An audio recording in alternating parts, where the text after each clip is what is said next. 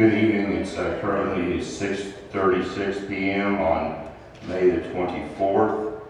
I want to call the Rowlett Standards Commission meeting into order. One quick comment. Our full members are at the diocese. Our names are in front of us. The additional 3 gentlemen in our diocese are alternates. They will participate in conversation, but they will not be voting. Okay? So they can participate. Our alternates want them to learn and have experience, but they will not be voting. Okay. So we've been called to order again at 6:32 on the 24th for the Rowlett Standards Commission meeting. Our first action item on the agenda, item number 2, is this board has not met for over a year now, so we need to elect a chair and a vice chair for this board. Do we have any discussion? Anyone, any nominations?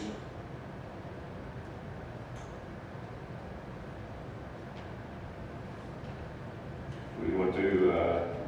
I'll move that Kim be nominated for the chair. Second. Okay, so we have a nomination and a second. I guess we need to vote on that.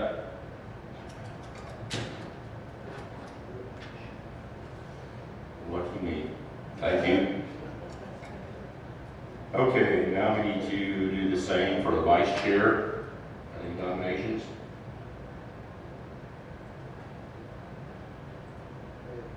Okay. Nominate vice chair? Okay, as a chair, I'm supposed to nominate myself. Okay, Stanley, you right?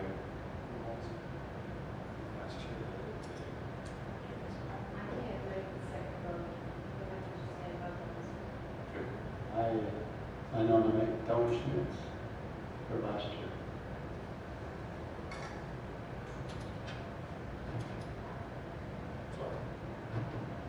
Do you have a second? Okay, and repeat that so I can hear it good. The nomination was Oh, I'm sorry. Tony. Tony? Okay, we do a vote on that. I guess we need to do a hand vote on saying this. So this is for Tony to be vice chair. Okay, looks like we got that. All right, so we have that agenda item taken care of, so that aligns with the Board of Adjustments, which probably works well too.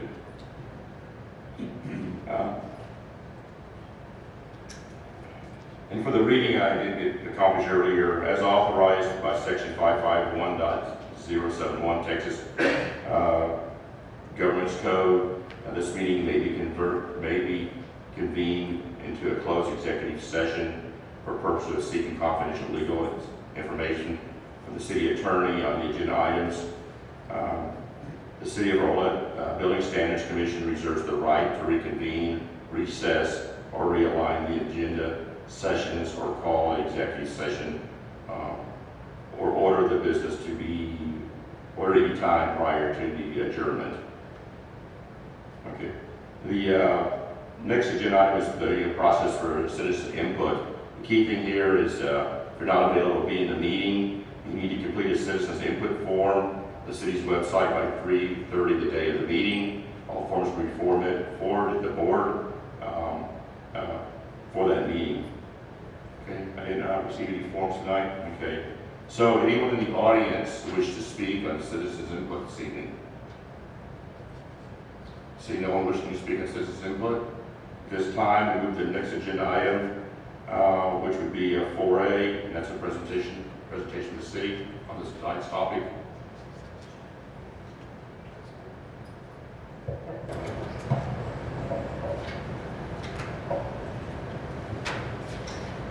So, Mr. Chairman, members of the board, a little bit of background since it's been over a year since you've met. Chapter 54 of the Texas Local Government Code does authorize cities to create a building and standards commission to allow for the abatement of substandard buildings within a city.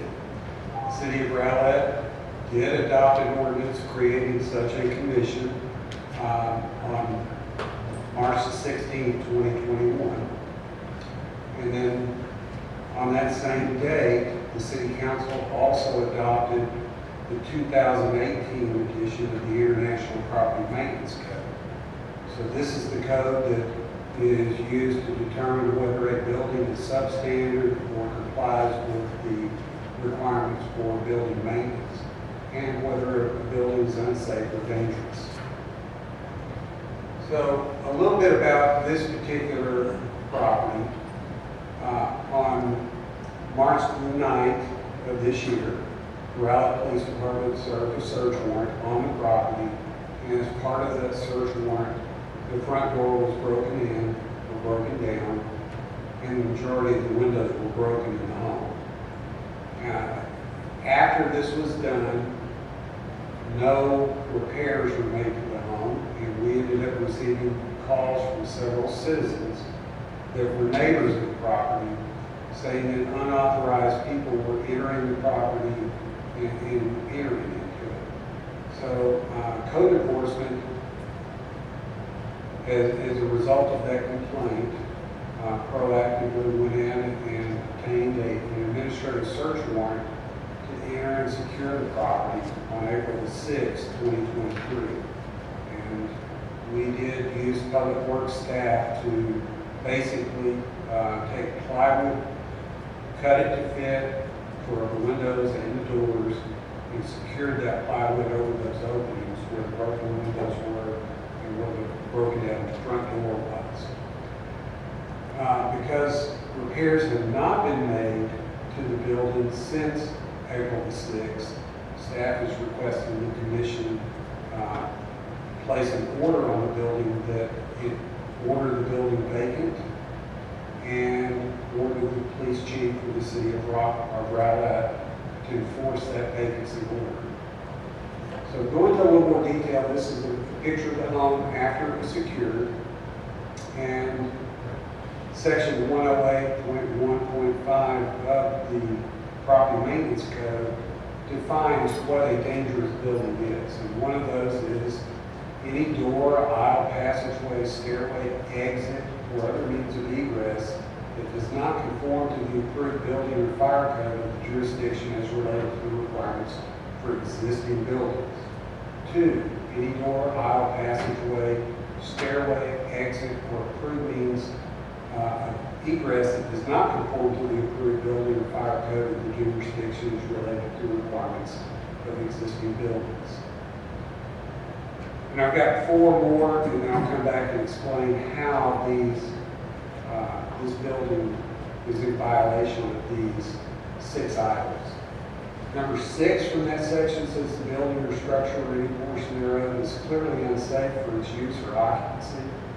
The building is neglected, damaged, dilapidated, unsecured, or abandoned so as to become an attractive nuisance to children who might play in the building or structure to their danger. It becomes a harbor to vagrants, criminals, or immoral persons, or enables persons to resort to the building or structure for committing a nuisance or an unlawful act.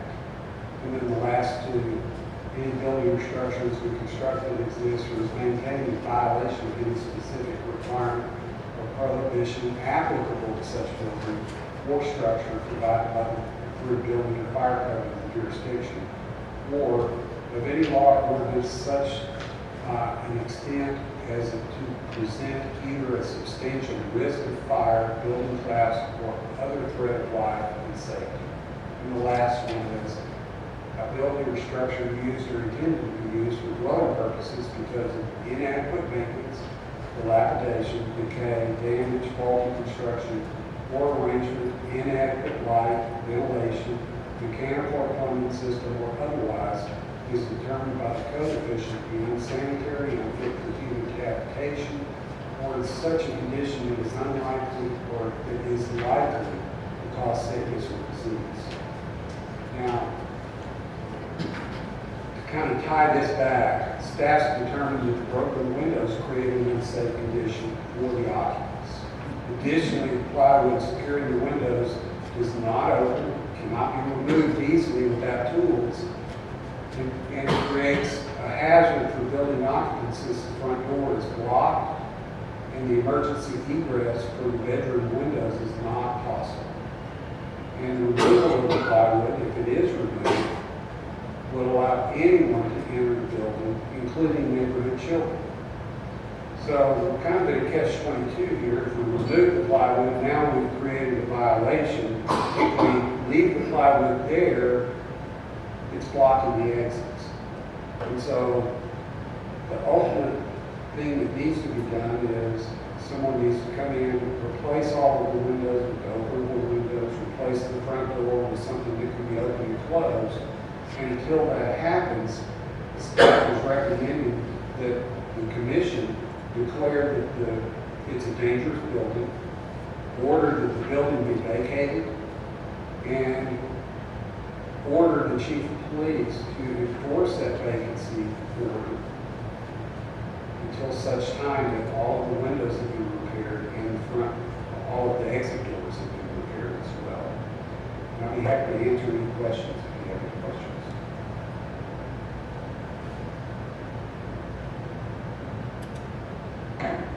So I understand that the majority of the damage was done during the police activities? That's correct. Okay.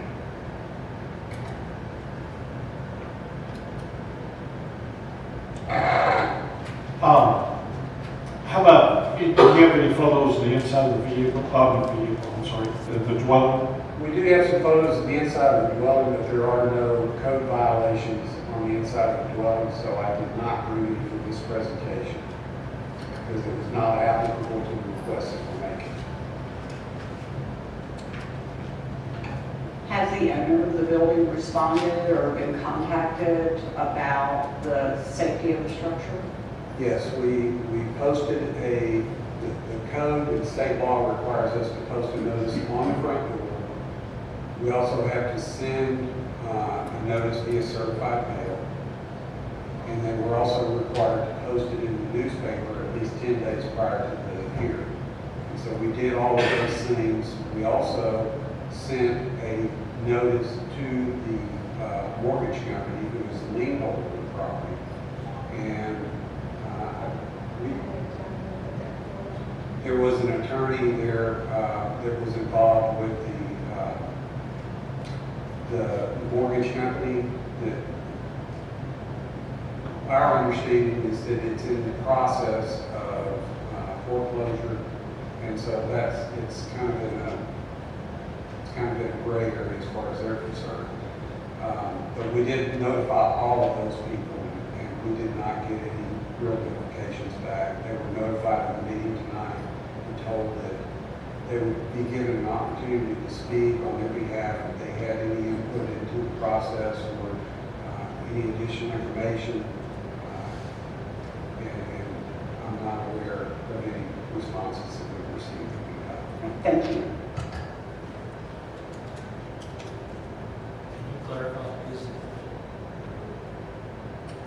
Can you clarify, is the home currently occupied? So the home, it's our understanding that the home is not occupied. However, once the raid or the search warrant was issued by the police department, the owner of the building was placed in a holding facility for a period of time, and there were people coming and going within the building that were not the owners. Once we secured it, someone did remove in the back portion of the building, someone did remove something. It did appear that someone was coming in and out of the building. And talking with the city attorney, he felt that staff really did not have the authority to make that call to require the building to be vacated, and it was difficult for us to enforce that requirement without taking it to the board and the board making that call and saying, yes, this does need to be vacated until the repairs have been made, which would then authorize the police department to enforce it.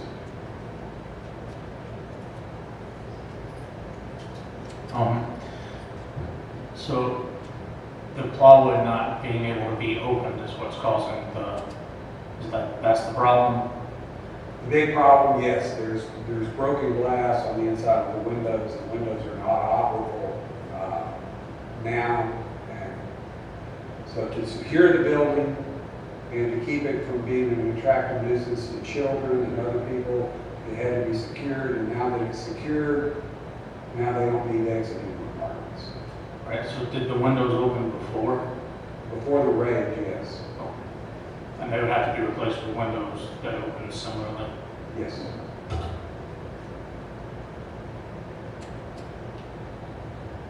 Are there utilities in the building? Are there the water and electric and gas? Are they still on? The city did take it upon ourselves to disconnect the water. And the concern there was that there was, the owner of the property was not on site. And we were concerned that people coming and going might damage the plumbing, cause a flood in the house, so we did turn the water off. Kind of as a courtesy to keep more damage from occurring on the property. But there was no imminent danger on the electrical or the gas at that point in time, and we didn't have the authority to order that disconnection because of the lack of imminent danger. So somebody's keeping the bills up to date? I have not gone back and checked. I don't know for certain. The water was kept up to date, but don't know about the electrical and gas. So to be clear, what you're asking us is to go ahead and order the building to be secured, not to be vacated, allow the police force to ask the police force or tell them to enforce that. Is it within our scope also to make a recommendation on remaining utilities to be disconnected for further safety? Really what we're requesting is that you order the building to be vacated until the repairs are made on it. We have already secured the building on April the 6th, but that was a temporary measure, and the only way to really fix this is to replace all of the windows and replace the front door. And we, based on input from the city attorney, who did not feel comfortable using tax dollars to do repairs to a home. So that's why we're requesting that you order it vacant, or order that it be vacated until these repairs are made. So the banking institution or whoever the mortgagee is on it, once that foreclosure is, we'll say, completed, and they turn around and auction the house off to someone else, the new owner, this would be for the new owner of the property, potentially in the future, this would be vacated so that they can get in and do the appropriate repairs. Correct. They would not be allowed to occupy the home until all of these repairs are complete. How long would they have it to conduct the repairs after the order of vacancy is given? There would not be a specified time. There are no other real violations here. The home is not structurally unsound. If it was structurally unsound, or if it was not a viable alternative to secure it, then we would come back and request something else, such as a demolition. But since it is securable and it has been secured, then we're only requesting that it be ordered vacant until such time as those repairs are made. And as this house is currently, as you stated, it appears to the mortgage company under a foreclosure action, this technically could be an indefinite order. That, yes, it would be an indefinite order until the repairs are made. Okay, I'd like to kind of summarize this in my understanding, make sure that I have it correct. So the house is there were complaints from the neighbors about unlawful activity The police had enough information to feel this was true, so they provided a search warrant. They went out to search the property, couldn't enter, they weren't allowed to enter by the owner.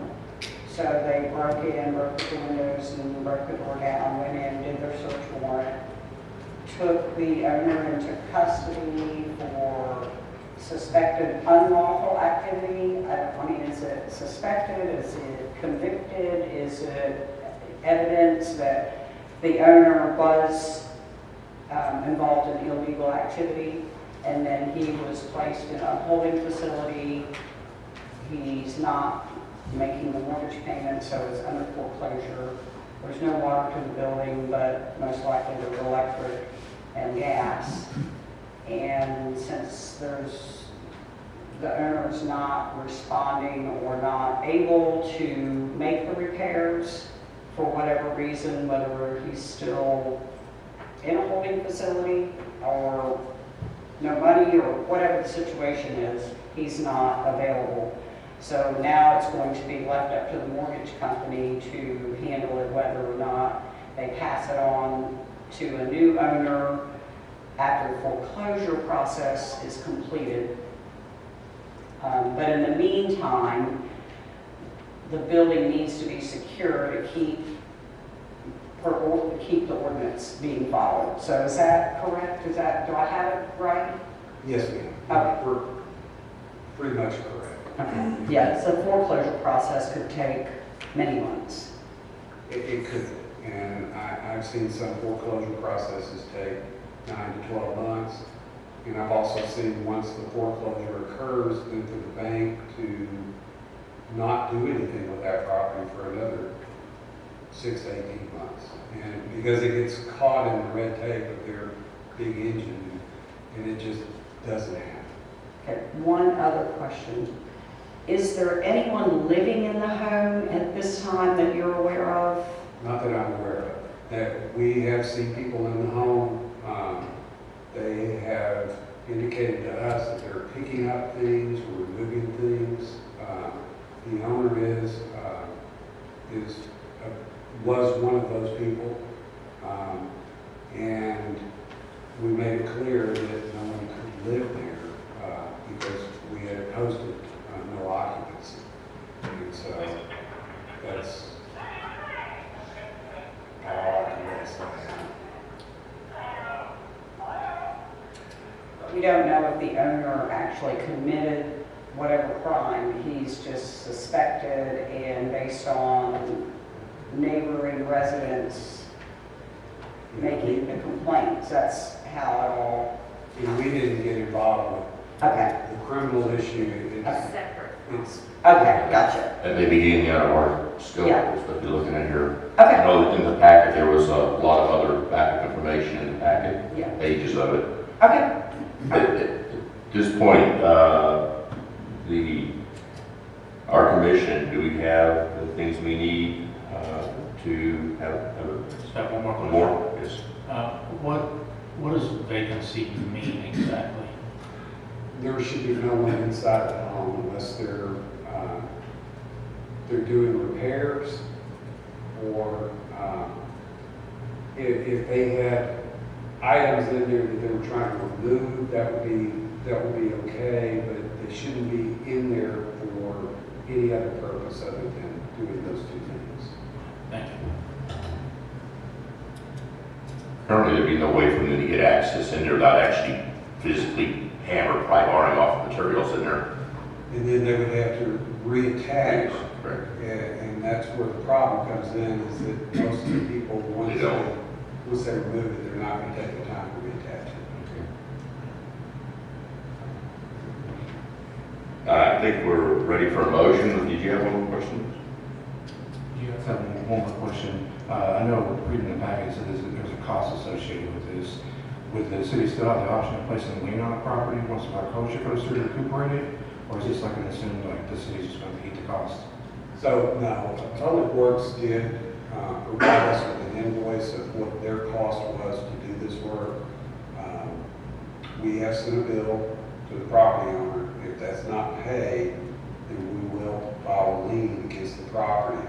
And if the mortgage company assumes it, sells it, then we would have a priority on that lien to obtain that money at the sale. Okay, this time I think we should entertain a motion from one of our members. Brandon?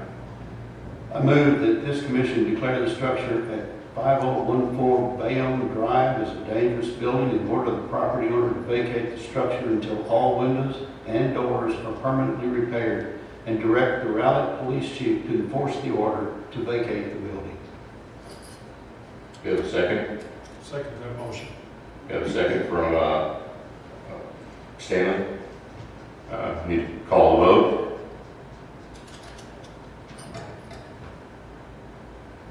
Okay, it's unanimous, the motion stands.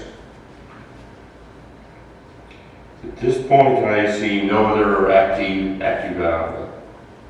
agenda items on our list for this evening. I want to thank our board members tonight and the city, and meeting's adjourned.